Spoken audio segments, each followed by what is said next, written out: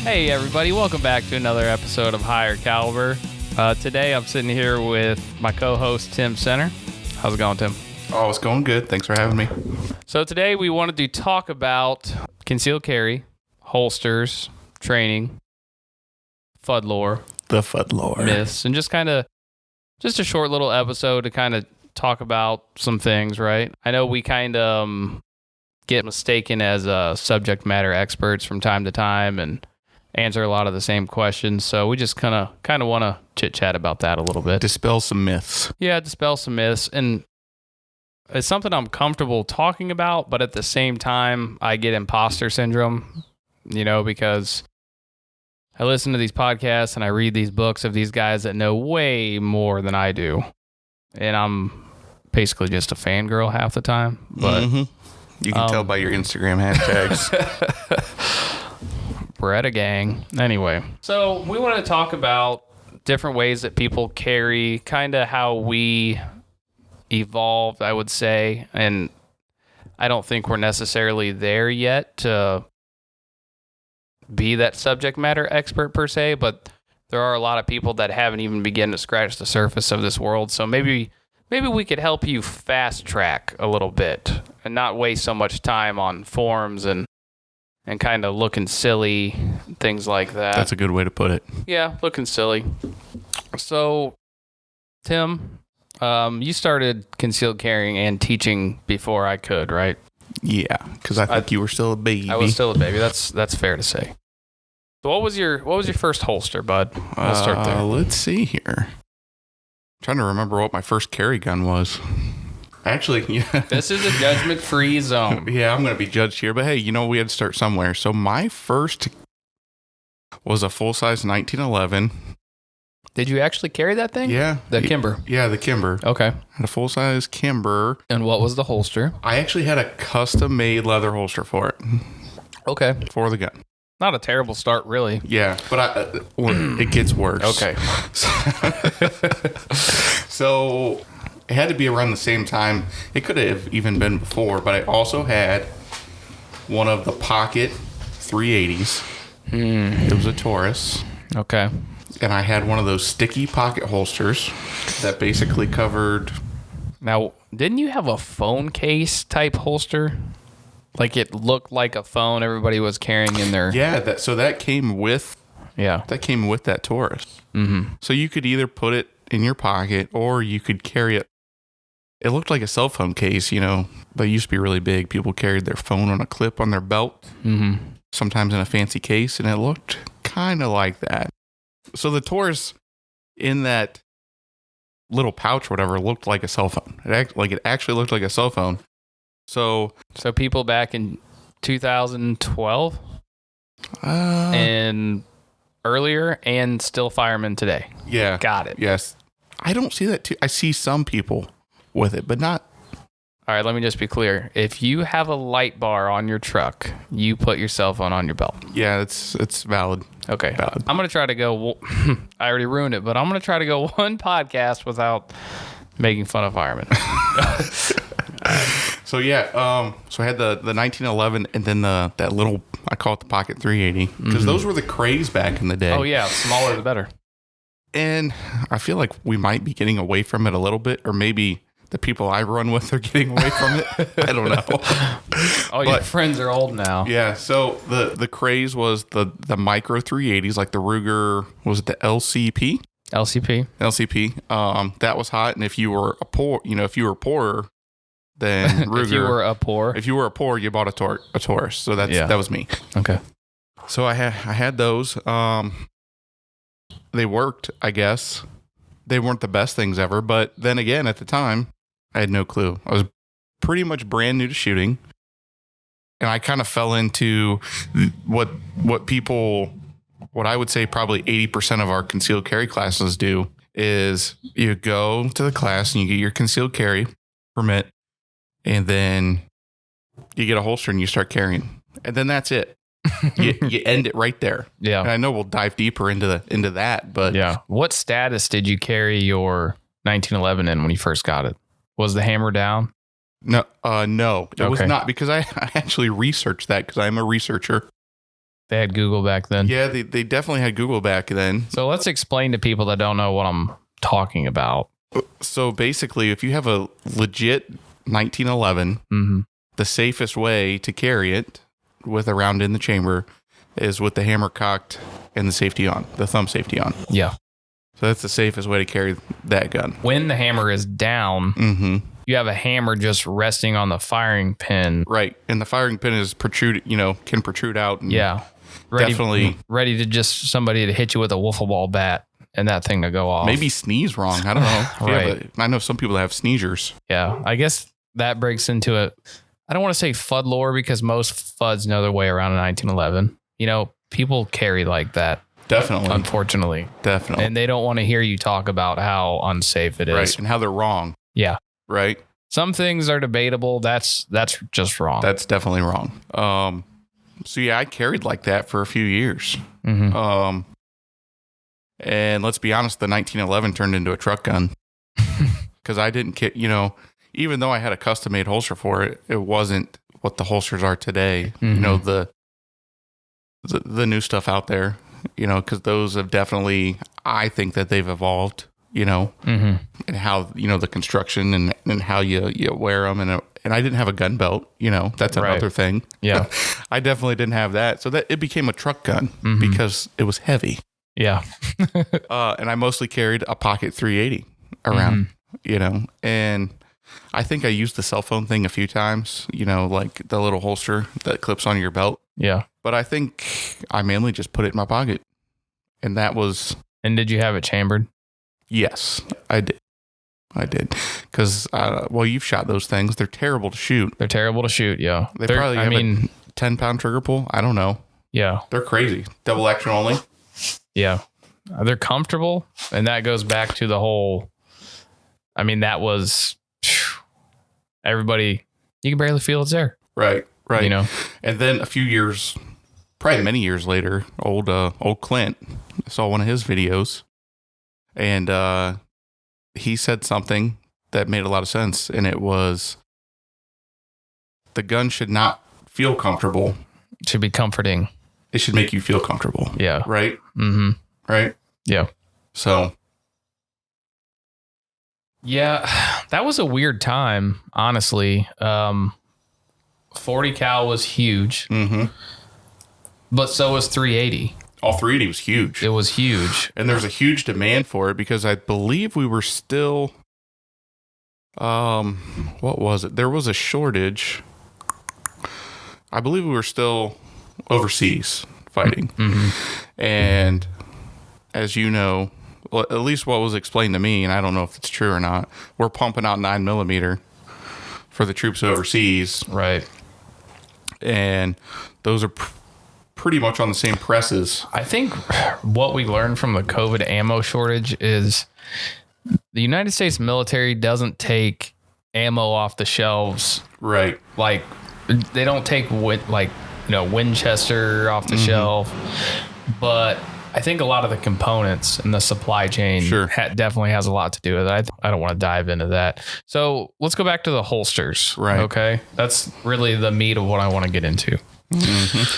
So for the longest time, we loved hybrid holsters. Definitely. And it wasn't until not even that long ago. No, it hasn't been that long, really. Where we kind of found out that that's not cool. 5 years, maybe? Yeah. I don't know. You took Spencer Keeper's class. Yeah. In what year? 18, I want to say. Probably. Yeah. I think it was 18. Probably. And you had a hybrid holster. And I had a hybrid holster. Yeah. Did I? No, I didn't use my hybrid holster for that class. Okay. I didn't. But we were using them. Yeah, at the time, that's what we used to carry. Yeah. And for years, when people ask what holster to get, I don't want to name the name, but people asked what holster to get, and we told them a popular hybrid holster because... You don't want to name the name. Or we said it was the most comfortable thing. And it was. Yeah, it still is. If you go a hybrid holster, a decent hybrid holster. Yeah. Okay, there's definitely, I'm going to say good and bad hybrid holsters. Yeah, that's not true. Not that they're, I guess we should explain what a hybrid holster is Yeah, so a hybrid holster is basically a combination of leather. It's usually a leather backing that goes against your skin. Mm-hmm. It has the clips that go under your belt or your pants. Mm-hmm. And then it actually has kydex formed for your gun. So it's specifically for your gun. There's some retention there, you know. There's some. Yeah. That is a hybrid holster. Yeah. It's comfortable because the leather is against your body. Yep, definitely. And the kydex is keeping the gun in place. The part where it can become dangerous is that leather starts to wear down. Mm-hmm. And then what we see is when you're reholstering, a lot of the times you're pushing the leather out of the way with your muzzle. And you are pointing the gun at yourself quite a bit. And as you know, reholstering is probably the most dangerous thing you can do. Definitely. So you get a t-shirt in there, not good, right?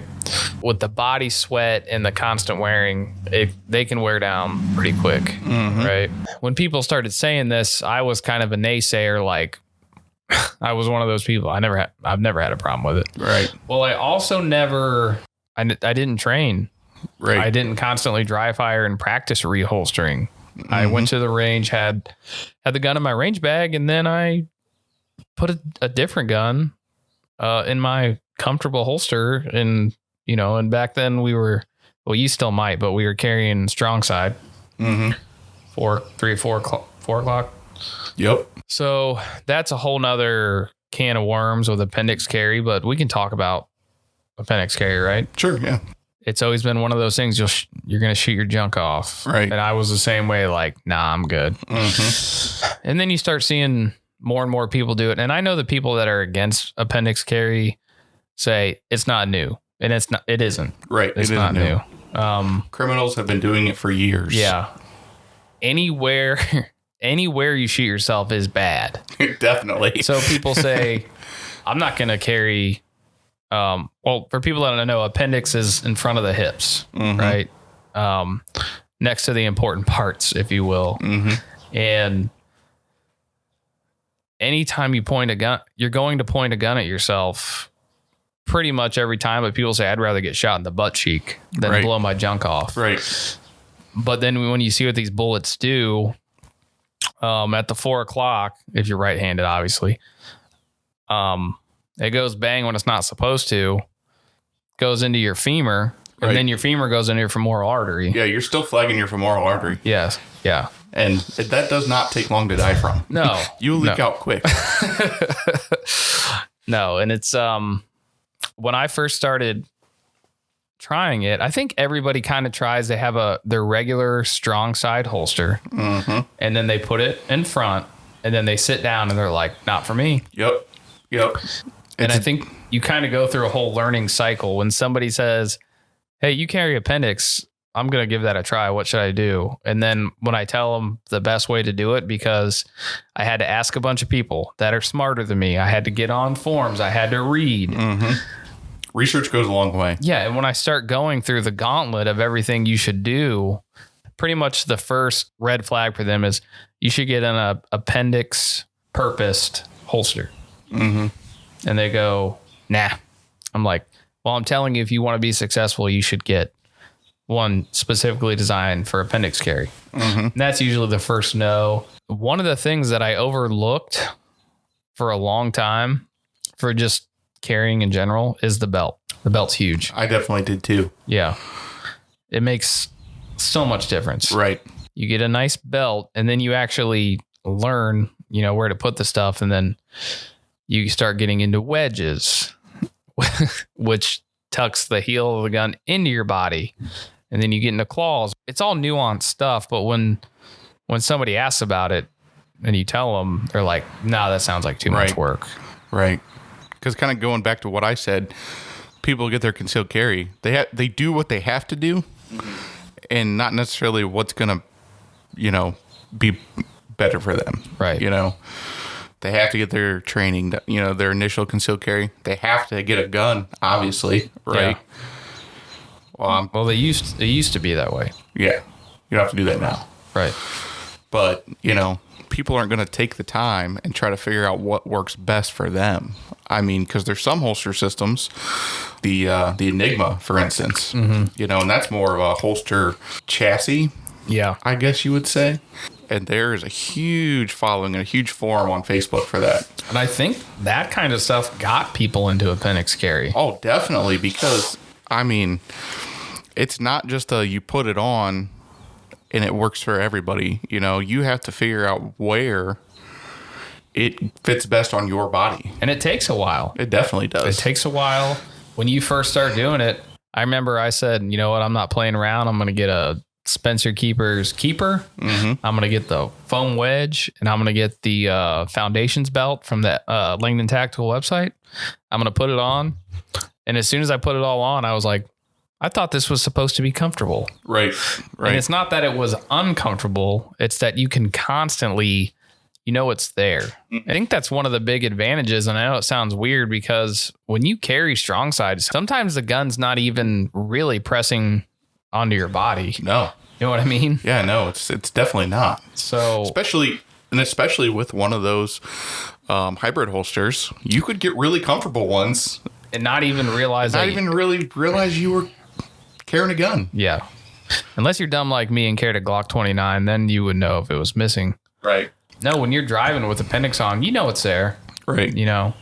But you can make it comfortable.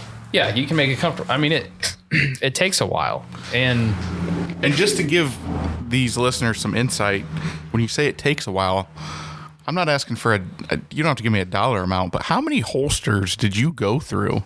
A lot. I mean, you probably have a box somewhere full of really nice holsters. Yeah, I do. I think I have 4 or 5 appendix holsters, and that's not all. Most of it's for the Beretta 92 or LTT, but yeah, it takes a while. Just a little side note, I got screwed because when I decided that I wanted a Langdon Tactical full size 92, I was like, there's no way to put red dots on them, so I'm not even going to bother.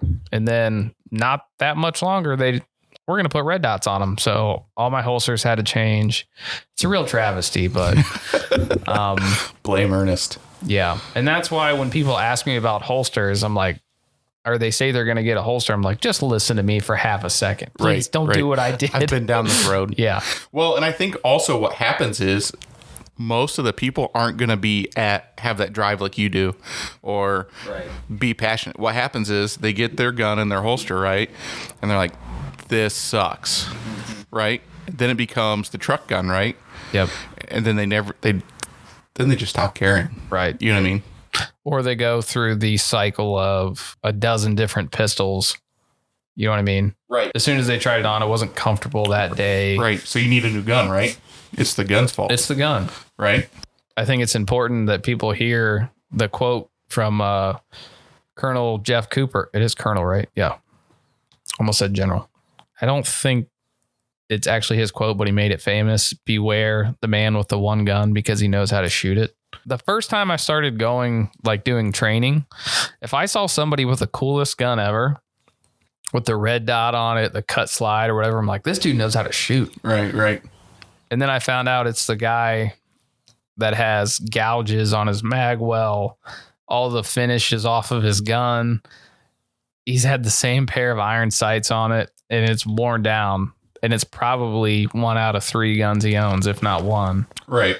Or he has this exact same gun. Exactly. You know? Exactly. He knows how to shoot. The whole goal is to find something that works for you and not trying to buy your way, as somebody who's done it, not trying to buy your way into being better. Yep. Right? That's with everything. Yeah, I guess it really is with everything. I'll just throw money at it. Yeah. And it's the way I look at it is like, I'm kind of guilty of this myself. This last few months, I haven't been dry firing, doing anything purposeful with shooting. The people that, when they go to a class and they say, you need to dry fire, you guys need to dry fire more, they'll go home and they'll dry fire for 5 or 6 hours and then they're done. It's like trying to learn it's like playing guitar. Do you think the person's better that does it for 10 minutes a day for 10 years, or the person that tries to get all the practice in 10 hours a day? Right. For a day. You know, exactly. Right. I think there's a lot of that. Definitely. You know? Definitely. And I've been down that road. Like, I didn't shoot well. I should probably buy a different optic. Oh. You know what I mean? Yeah, like trying to track down SROs in the middle of a pandemic. That was actually worth it.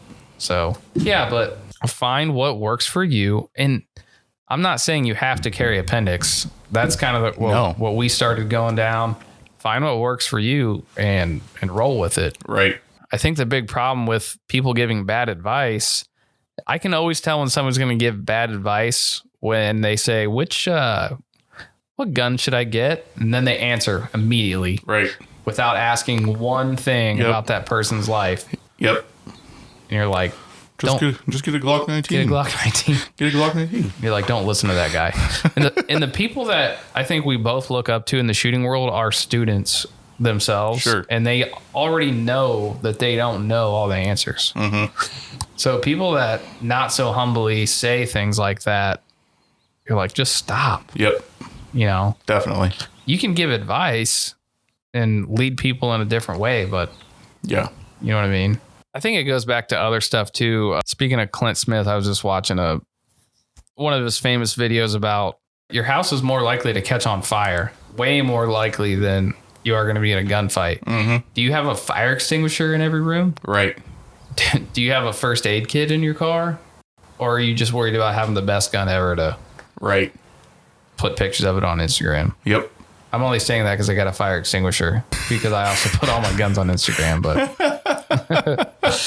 I want people to be aware of the gimmicks, I guess, especially with holsters. The firearms world is full of gimmicks. It's full of gimmicks. It is. I mean, these specialty or boutique ammos. Yeah. That, will penetrate anything or will fragment up, Right. It's crazy. I don't want to get a lawsuit. I don't want to. Don't say their name. Don't say their name. Yeah, it's full of gimmicks. Mm-hmm. Full of gimmicks, and a lot of the gimmicks are cheaper too. What was your first setup when you carried? I think my first true setup was that Glock 29 because I just got back from the Army. That's the 10 mil, right? Yeah. Oh, okay. Not exactly. I think I'm pretty sure I Googled like what has the best ballistics, and it's like 10 millimeter. I'm like, oh, Glock makes one of those.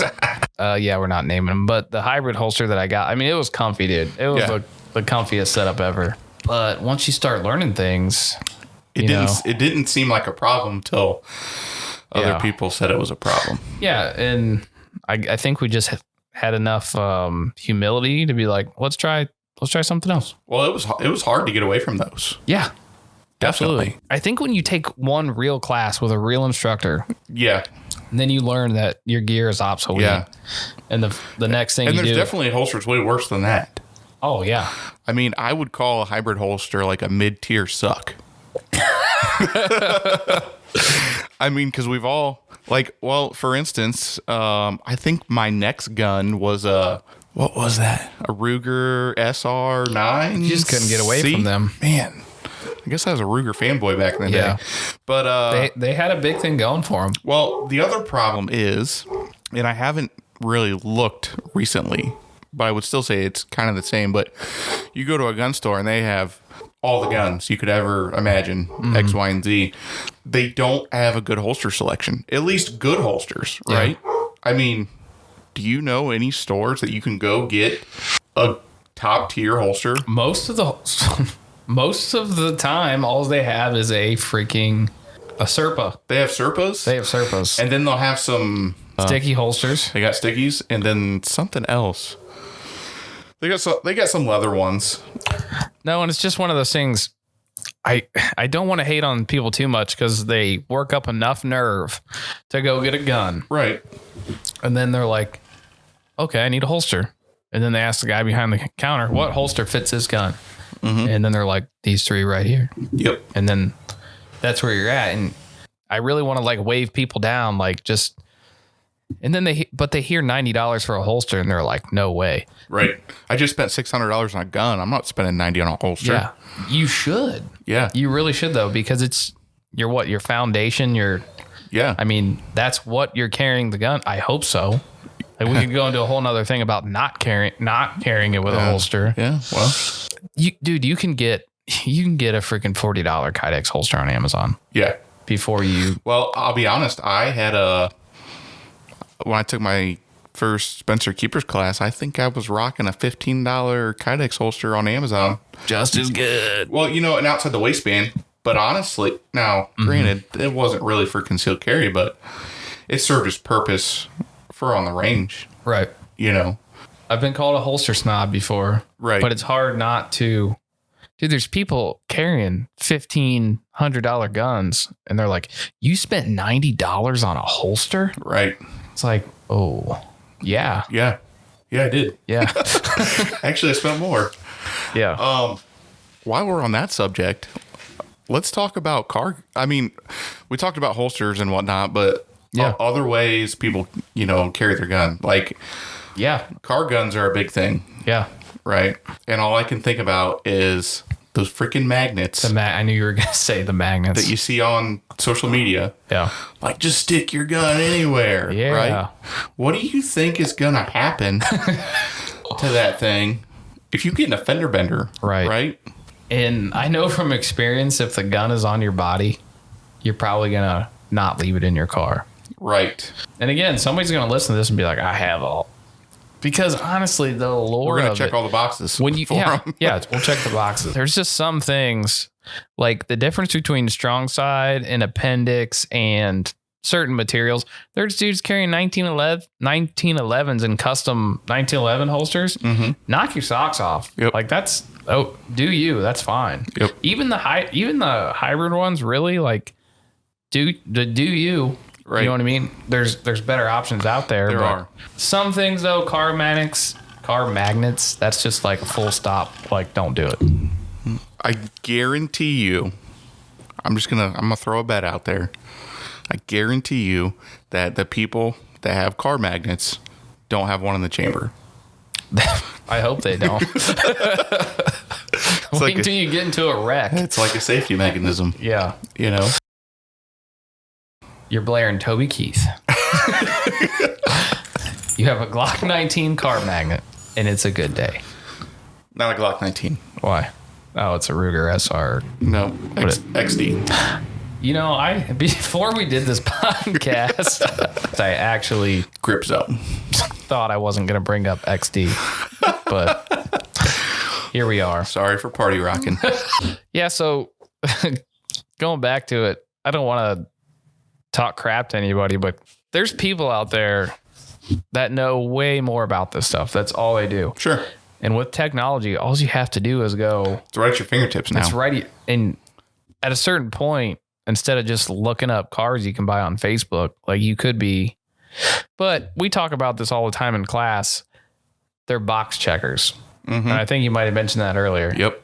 They get their concealed carry. They got their gun. They check the box. I'm a good shooter. The thing I was thinking about the other day, speaking of that, is sometimes you hear people, if somebody has a lot of guns at their house, they go, I know where I'm going. I'm like, why? Because this guy's mag dumping into trash constantly. Yep. What sort of meaningful... Now, don't get me wrong. We've both enjoyed mag dumping into trash. So yeah. So word to my trash pandas out there. Yeah, I remember my roots. I know where I came from. But the thing is, like, they don't take meaningful... It's just like trying to play, like I said earlier, trying to play a guitar for 50 hours straight and then thinking that means something. Right. Like dry fire practice. Mm-hmm. When you go to a class and you go, man, I should have dry fired more. Usually, I'm guilty of this too. You start dry firing before a match or before a class to get good, when really what you should be doing is having 5, 10, 15 minutes of dry fire every day. Meaningful. Yeah. Being very hard on yourself. Dry fire. Yep. At least try to do it every day. And the gains on that is huge. Definitely. The people that have a fast draw stroke are grandmasters. They don't just practice right before their match. Right. Right. Oh, the people that grab a holster and that's it. Yeah. And they're done. Yeah. Right. And, one of the things I talk about all the time is women. I want more women in general to carry guns. Yep. And that's a whole nother thing. I mean, I know one. Me too. Yeah. Yeah. But, women, they think if they're going to carry a gun, they're going to carry it in the purse. Right. Which is a terrible idea. And there's gimmicks for that out there. You could spend $1 million on purse holsters. Yeah. Right. It's really easy to get wrapped up in you get real excited just the fact that you are carrying a gun now, where everything is like, I can put my gun in my car, I can put my gun in my purse, I can put a sticker on my gun on my windshield. I think we all have to experience it, and carrying a gun it's a great deal of responsibility. Yeah. And I think some people realize that, and it's totally foreign to them when you first start carrying. And I don't remember who had it. The ASP guy. Active self-protection guy? Yeah, John Korea. Yeah. I think he was talking about it, about what we all go through these phases. Like, you might start carrying and you might not put it around in the chamber, right? Because you don't feel comfortable. I've done it. And then you move up to that. But then, like, you always find yourself, especially when you're new to carrying, you're always touching your gun, right? Is it still there? Right. You're always adjusting your clothes. Yeah. Is it in the right spot? Right. And it's all things I think that everybody goes through. Yeah. And it's just something that we all have to figure out. Yeah. So we don't want a Monday morning quarterback, but if we could help you see around these pitfalls. Definitely. Definitely. I encourage people to just listen to a lot of these people that have been doing it forever all sit down and talk to each other on microphones. Right. And the things they say, you're like, wow. Right. And it's all free. Yeah. It's free knowledge. You're like, you just saved me a lot of time. So now when people ask me stuff, I can sound smart. Right. Exactly. These people that I guess I look up to do this stuff every single day. Yep. And they've never felt good enough to be like, whatever. Right. But we've lived the FUD life. Yeah, I guess that's the point I'm trying to get. We've lived across. the FUD life, and we're telling you what not to do. Yeah. But you see it, just like our training business, Fire Ridge. We could pack in a concealed carry class, right? We could have 20 people there or more. You offer some type of advanced class, or like our intermediate class, like our concealed carry day 2, for instance. Yeah. Holsters and stuff.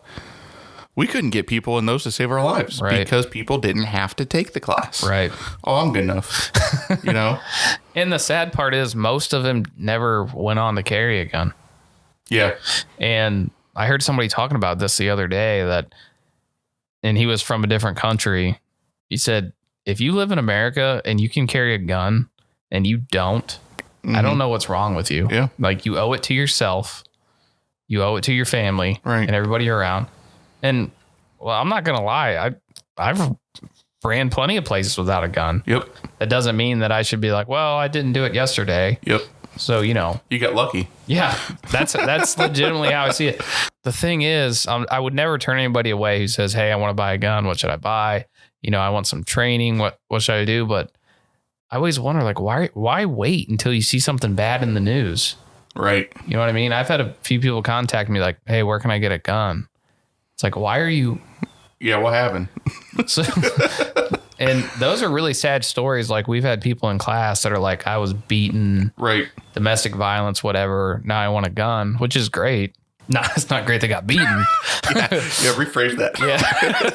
For the record, if somebody takes that soundbite, I did not say it's great. Domestic violence is not great. Well, I think a lot of it, people are afraid to take any higher education, but I think it does everybody good just to be humbled. Go to a class and suck. Right? Yeah, I think the best thing that we see is that light bulb come on where they're nervous. They don't want to be there. They don't want to look stupid. I think it's the big thing. Definitely. And then they realize that they can do it. Yep. And then the sad part is, like, you follow up later if we're lucky enough, and you're like, no, it was fun, but I've kept my gun in a lockbox, and people are busy, but Well, and I don't know how many people have contacted me asking what they need to do to get their concealed carry. And I'm like, oh, you haven't gotten it yet? No, I took your class 6 years ago. right. And I'm like, well, your certificate's no longer valid. Yeah. You know, because you have 3 years to get it. That's a long... At least in Ohio. I'm a procrastinator, and that's a long time. Definitely. But I can't even begin to count how many people have contacted me. Hey, what do I need to do? Well, you got to take another class, bud. Yeah. You know? Yeah, and the one thing I was going to talk about with the female carrying a gun, I don't remember what episode it was, but it was one I was talking with Jess May about. It's like, you're asking a woman to introduce a firearm in a place that there wasn't one before, around kids. I mean, you asked that of a husband too, but right. Chug it football. So they got that covered, but clothing considerations, it's a big thing. And that's another thing with appendix carry. When I was almost burnt out, I'm like, you mean I have to get, I need to look at different pants? Right. Well, and that's why I like the Enigma from Filster so much. And I don't know for certain, but what I've heard is it was developed for women. Yeah. In yoga pants. It certainly seems. Because women wear yoga pants now. That is. It's a fact. That's our culture. Yeah. Right. Basic. And that thing was built for yoga pants. Yeah. You know, which I love, because the next person that picks on a soccer mom looking type walking around the neighborhood has a freaking Glock 19 with. I thought you were going to say you love it because you don't have to wear pants in order to carry the gun. Yeah, that too. That too. No, I just like the thought of.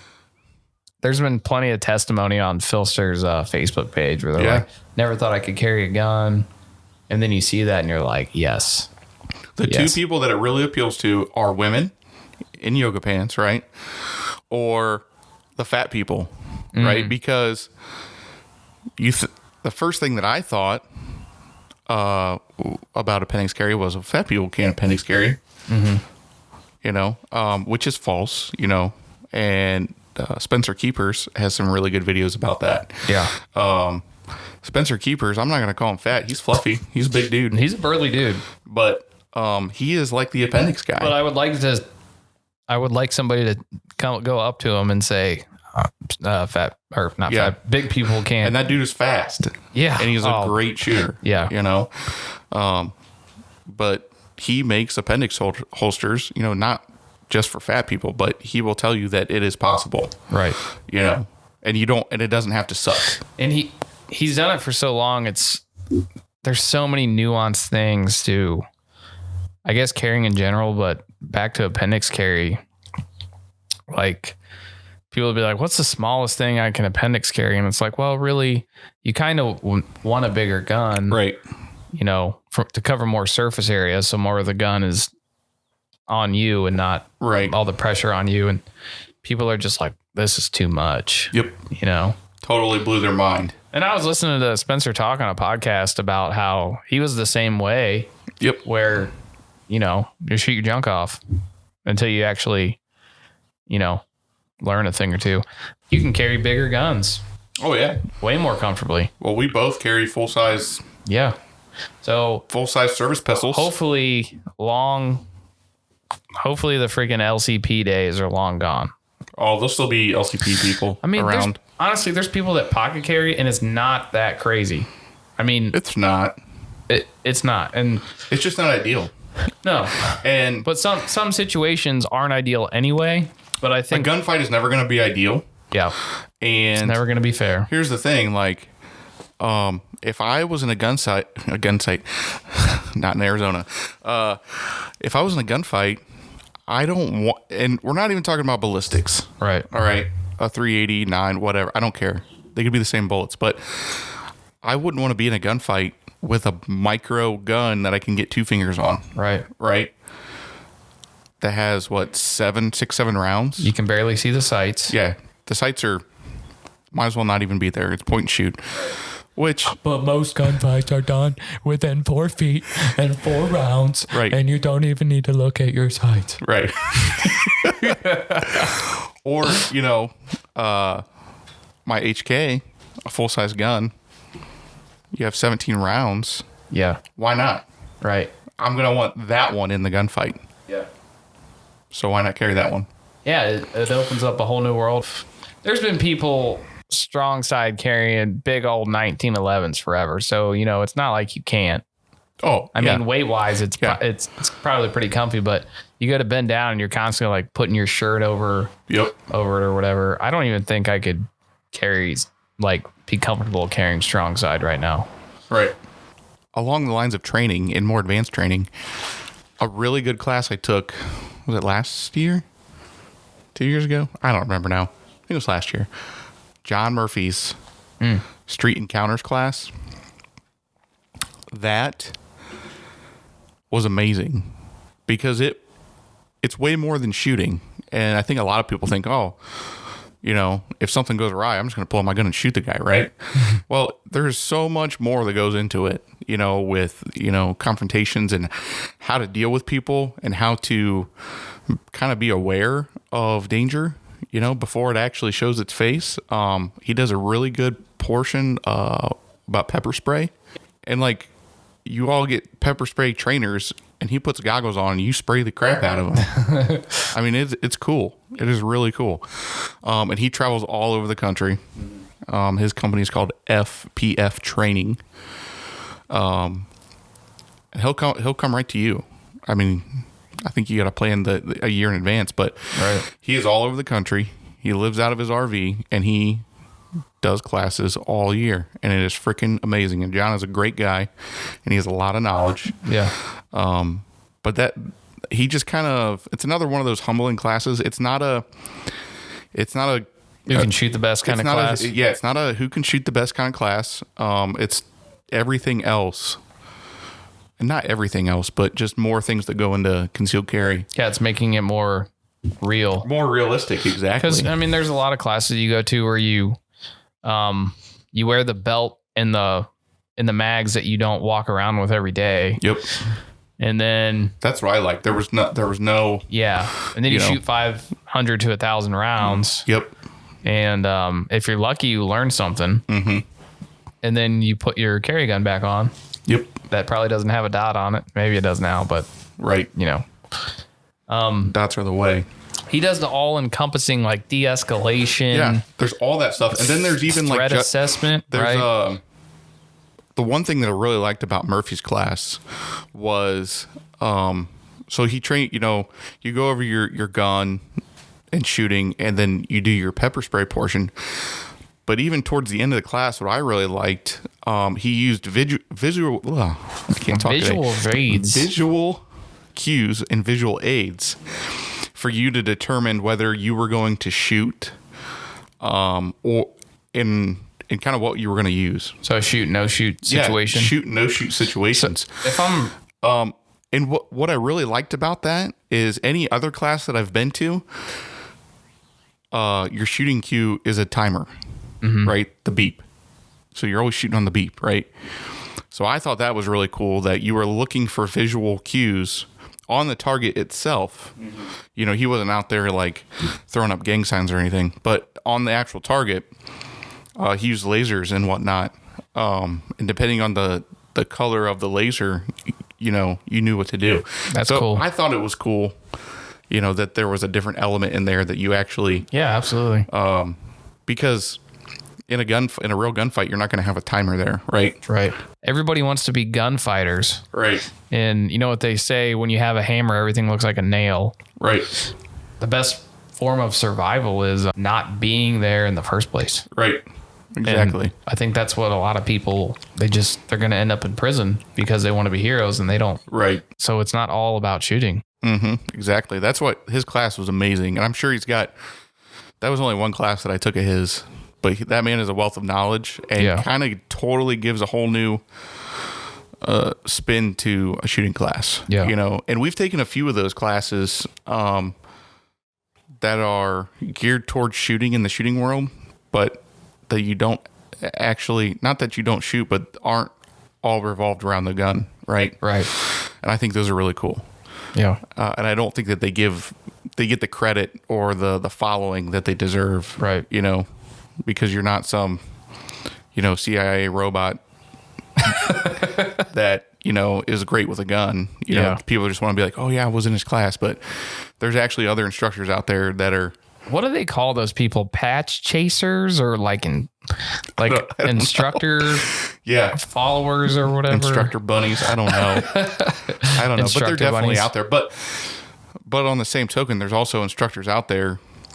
I'm not saying that all these big name instructors aren't putting out good content, but some of them are just like, look at me. Right. I've been to those classes where they don't give you a lot of personal. And it's hard when you have 25 people. It is shooting hard. on the line. It's definitely hard.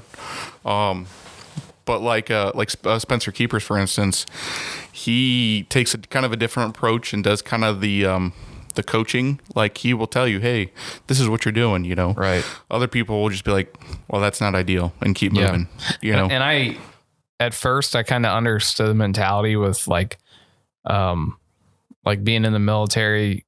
If you're getting yelled at, you're doing something wrong. So staying middle of the pack is always, I think it's a survival mentality. You don't want to be made the fool in front of everybody. Definitely. But without pointing a gun at somebody, like I'm not saying purposely mess up, but the best bang for your buck is somebody doing one-on-one coaching with you. Definitely. Because I know like the first class I took, I'm like, oh, he's talking to me.